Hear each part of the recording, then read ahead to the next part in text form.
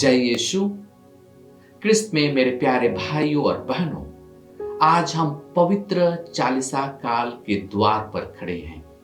हमारे माथे पर राख है और हमारे मन में विनम्रता। कलीसिया आज हमें रुकने, अपने जीवन पर सोचने और फिर से ईश्वर की ओर लौटने के लिए बुला रही है।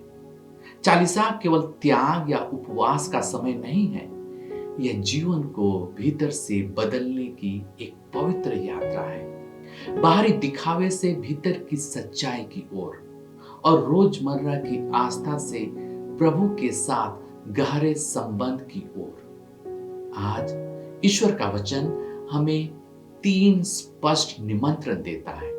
पहला, केवल रस्मों से नहीं बल्कि पूरे हृदय से लौटना।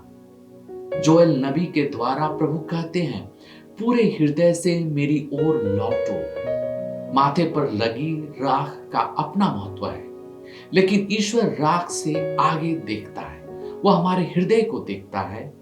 हमारे भारतीय जीवन में हम धार्मिक परंपराओं को मानते हैं, जैसे उपवास, मिश्रा बलिदान में भाग लेना, नियमों का पालन करना। ये सब अच्छे हैं, लेकिन चालीसा हमसे एक सीधा सवाल पूछती है, क्या मेरा हृदय परिवर्तित हो रहा है या मैं केवल रस्म निभा रहा हूं?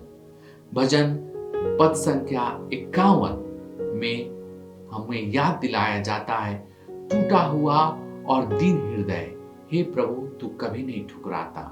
जैसे घर के बाहर की सफाई से काम पूरा नहीं होता, वैसे ही केवल बाहरी भक्ति पर्याप्त नहीं है। ईश्वर हमारे भीतर आना चाहता है। दूसरा, मेल मिलाप करना। यही समय है।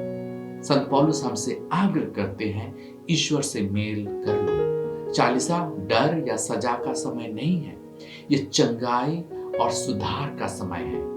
हम में से बहुत से लोग मन ही मन बोझ उठा रहे हैं, जैसे परिवार में खटपट, पैसों की चिंता, बच्चों का भविष्य और जीवन की थकान। आज प्रभु कहते हैं, अभी अनुकूल समय है। आज ही उद्धार का दिन है। कल नहीं, बाद में नहीं, आज ही नया आरंभ करने का समय है। तीसरा, चालीसा को शांत, सच्चे और विश्वास योग्य ढंग से जीना। सुसमाचार में प्रभु यीशु प्रार्थना, उपवास और दान के बारे में बताते हैं। वे हमें सावधान करते हैं कि हम अपनी भक्ति को लोगों को दिखाने के लिए न करें। सच्ची चालीसा शोर शराबे में नहीं बल्कि शांति में जी जाती है। घर की सच्ची प्रार्थना में, बिना बताए क्षमा करने में और बिना नाम यश की चाह की जरूरतमंद की मदद करने में। जो कुछ गुप्त में किया जाता है उसे ईश्वर देखता है और वही आशीष देता है।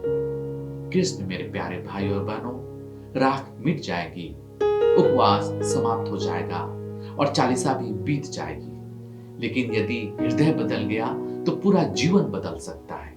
राख हमें याद दिलाती है कि जीवन नश्वर है, लेकिन चालीसा हमें सिखाती है कि हृदय बदलते जा सकते हैं। हम चालीसा में केवल हमारी आदतें नहीं बल्कि हमारे हृदय में बदलना चाहिए।